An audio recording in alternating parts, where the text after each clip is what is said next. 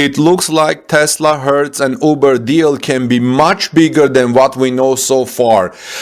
Julia Chartterley from CNN has a tweet this morning, an interview with Hertz and Uber CEO saying over the next 3 years, this could grow to 150,000 Tesla vehicles that can be provided by Hertz to Uber. Mark Fields, interim CEO of Hertz, and Uber CEO Dara Khosrowshahi talk EV adoption and building charging capacity, plus no self-driving options included for now. So here's what we know so far, friends, about this. Hertz CEO Mark Fields revealed that its deal to supply Tesla vehicles to Uber includes an option for 100,000 more Tesla Model 3s, which would double its total order to 200,000 vehicles. Earlier this week, Hertz announced on Monday that it ordered 100,000 Model 3 vehicles from Tesla as part of a new plan to electrify its fleet. By the way, some people comment in social media and say Hertz would be wiser to order Model Y instead of Model 3. I don't know what's the deal with that. Maybe Model Ys are not as available as Model 3s, or it may change in the future. Now, in the last few days, at this Talk News channel, I have been learning more about this and reporting for you guys. Yesterday, we learned that only half of those 100,000 Tesla vehicles will be used in Hertz's fleet of vehicles available for rent to regular customers at airports and different locations. The other half is going to be made available to Uber drivers as part of a deal with the ride-hailing company. Now, Fields, interim CEO of Hertz, confirmed in a new interview this morning with CNN that the deal with Uber includes an option for 150,000 total Tesla vehicles. That's what, 50% more out of 100,000, or 3 times more if you consider it from 50,000. Uber CEO Dara Khosrowshahi, who was also on the interview, was asked if he is confident that enough drivers of his network Uber would take them up on the offer to rent the Model 3 for about $300 a week from Hertz. He confirmed that he was very confident based on their data, and that's when Fields added, "I would add that a part of our agreement is that if this program is successful, and we believe it will, that over the next 3 years it could grow to 150,000 Teslas that can be provided by Hertz to Uber as well." You know, friends, I didn't know that Uber drivers rent their cars from Hertz, or maybe they don't, but they will if Uber provides it to people, their Teslas, and it will be less expensive. Looks like the Electrek says it will be about $300 a week cost. Now, currently the deal involves 50,000 Model 3s out of Hertz's order of 100,000 Model 3 Tesla vehicles to be delivered by Tesla by the end of next year. Increasing the deal with Uber to 150,000 vehicles over the next 3 years would require Hertz to order an additional 100,000 vehicles from Tesla if they plan to still use the other half of their initial order to update the main rental fleet. Does this mean that, according to today's prices, that would mean another $4.2 billion for Tesla in the next 3 years? I don't know, guys. If you are good accounting, please let me know in the comment section below. During the interview, Fields was also asked whether or not Hertz received a discount from Tesla like it usually does when ordering large fleet, but the CEO wouldn't comment on that. So far, we know what Elon Musk had previously said, that they didn't offer a discount on deal with Hertz. But if you are interested in this topic, look at my yesterday's report behind the secrets of Hertz and Tesla deals. Looks like there is some taxpayer money involved because of some law and regulation. So guys, look at that. That's a very interesting report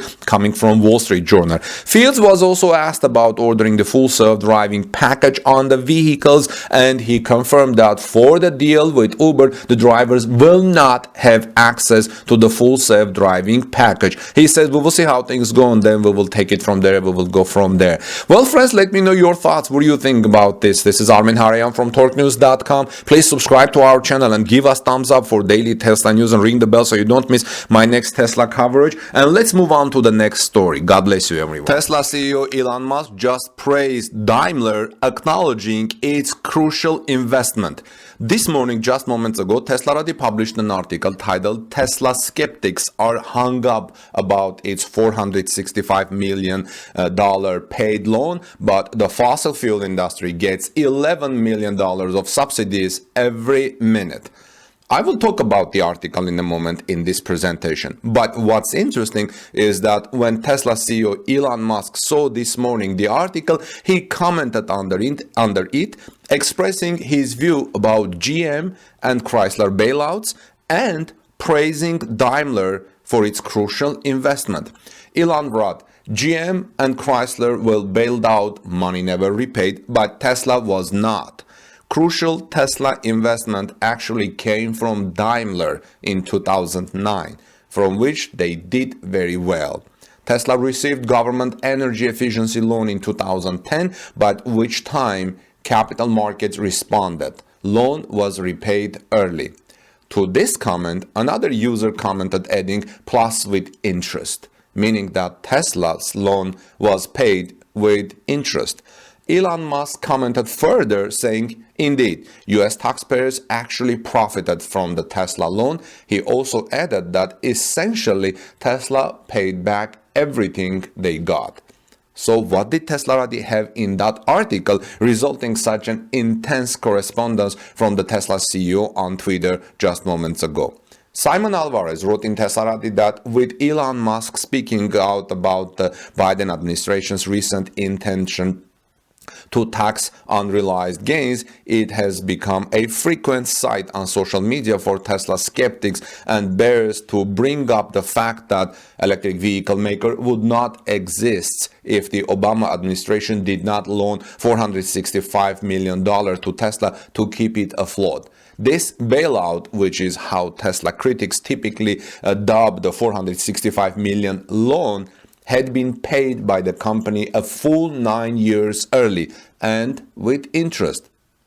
As a result, the taxpayers benefited from it. What is interesting is that in the grand scheme of things, Tesla's $465 million loan from the Obama administration is but a drop in the bucket, at least compared to the subsidies that are currently enjoyed by the fossil fuel industry. As per a comprehensive report from the International Monetary Fund, IMF, the fossil fuel industry currently benefits from subsidies of $11 million per minute.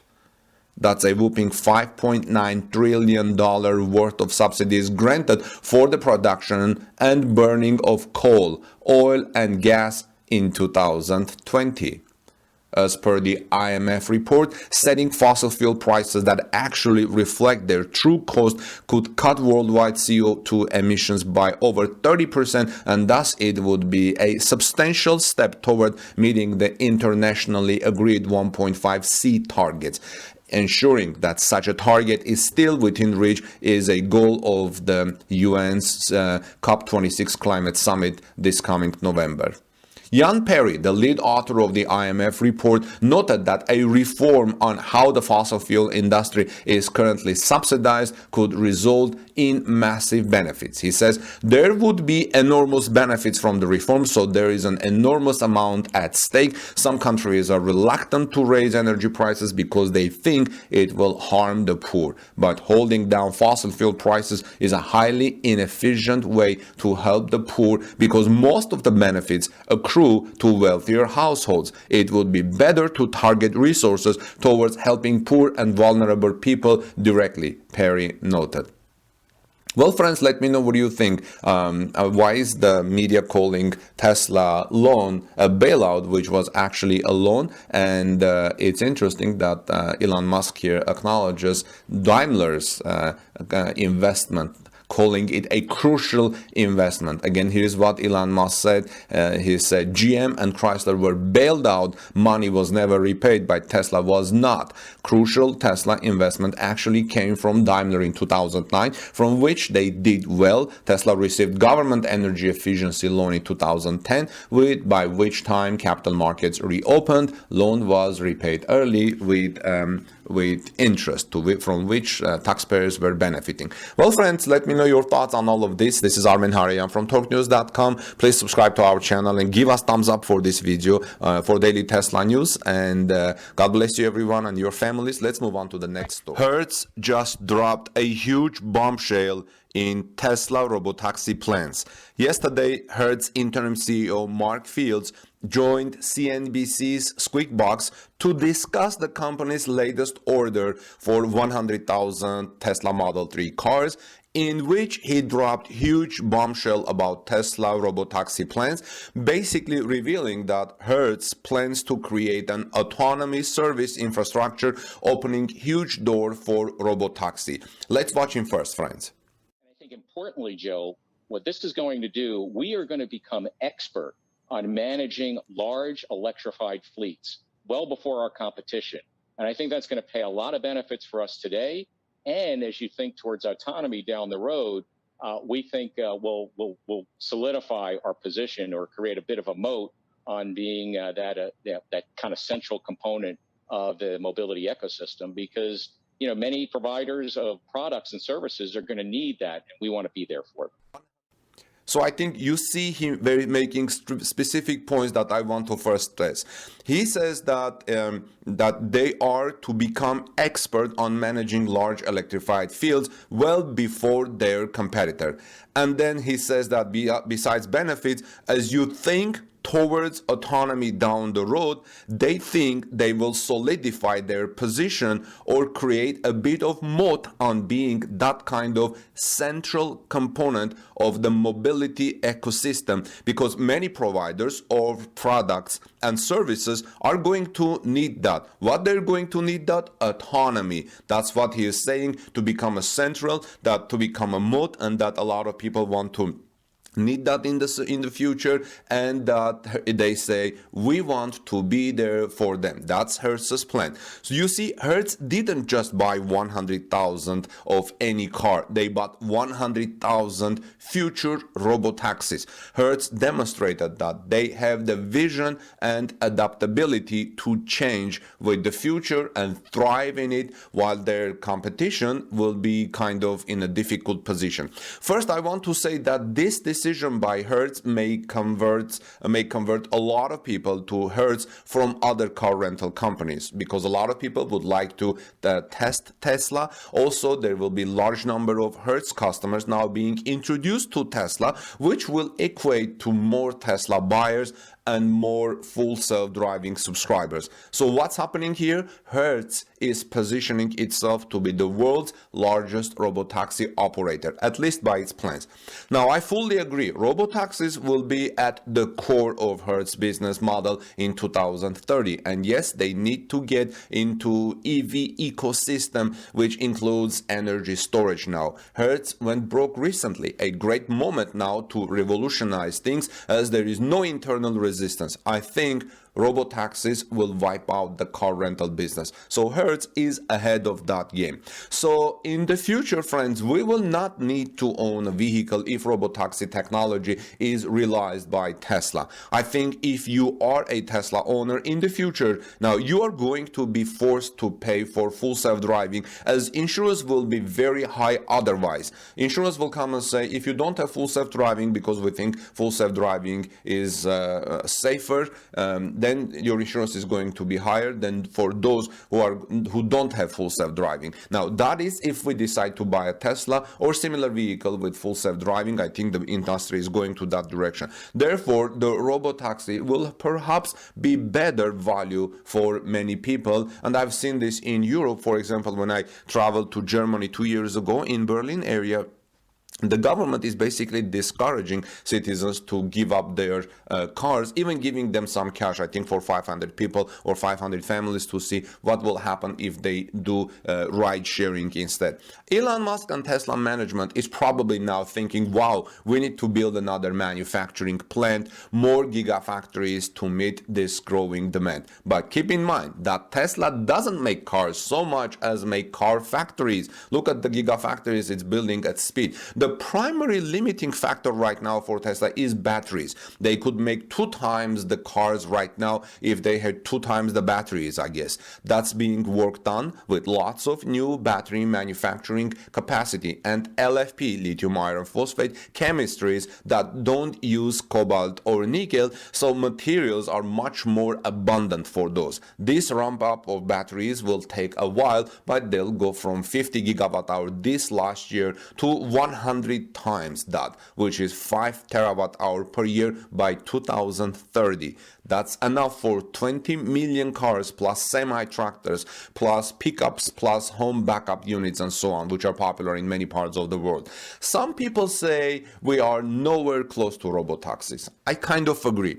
There won't be any robotaxis until we get to level 5 autonomy, in my personal opinion. I don't think there will be any robotaxis even with level 4 autonomy because of potential losses. But when cars remove the steering wheel, then it will be safe to have robotaxis without worrying about losses as much as with level 3 or level 4. Now, if you disagree with that, please let me know in the comment section below. I would like to certainly hear from you. I enjoy reading your comments, guys. As I read one interesting comment on Tesla-Hertz robotaxi subject, the Uber partnership to rent Hertz Model 3s to drivers will be a bridge, but an attentive driver will still be necessary to supervise and prove the cars are capable. Once proven, regulatory approval followed by willing population that would actually trust an autonomous vehicle to drive them is coming next after that. I think a minimum of 10 years of robotaxi could be possible. So I think we need to wait about 10 years before we see robotaxis fully operating. Now, in certain parts of the world right now, there are robotaxis in very, very small scale. For example, in Shanghai, in China, in some places, there are robotaxi plants, and robotaxis are operating in some parks in wide areas, but they are not fully citywide. Now, so I think we're going to wait 10 years. If the majority of cars become autonomous and are on a centralized network and smart roads are created that can communicate closures and construction, then maybe it could work sooner than 10 years, writes a user named Fulcruming at Beyond Our Money YouTube channel. By the way, credit to Beyond Our Money YouTube channel, because I got this idea about learned about this news that Hertz CEO gave to CNBC watching that YouTube channel. He noticed it first, so my credits to them. Now, I'm curious to see how this all plays out, friends, as we move closer to full autonomy. Will Tesla simply allow any company or private owner a robotaxi license to use their vehicles? There's big money at stake, and I'm afraid government regulation will play its part as well. Nevertheless, still a very exciting time for Tesla and for all of us. Now, Tesla's mission is to accelerate the transition to sustainable energy. They do not prioritize winning over competition. That's what makes them so rare, right? Their patents are all open source. Elon Musk has spoken extensively about the pace of innovation of a company being the patent. If you are innovating fast enough, patents are much less important. In a way, positioning your competition in to rely on you to innovate is a very strategically brilliant idea. Well, friends, let me know your thoughts on all of this about Hertz and Tesla and robotaxi future plans. This is Armin Harayan from TalkNews.com. Please subscribe to our channel for daily Tesla news. Ring the bell so you don't miss my next coverage. Have a great day. God bless you, everyone, and I'll see you soon in our next report.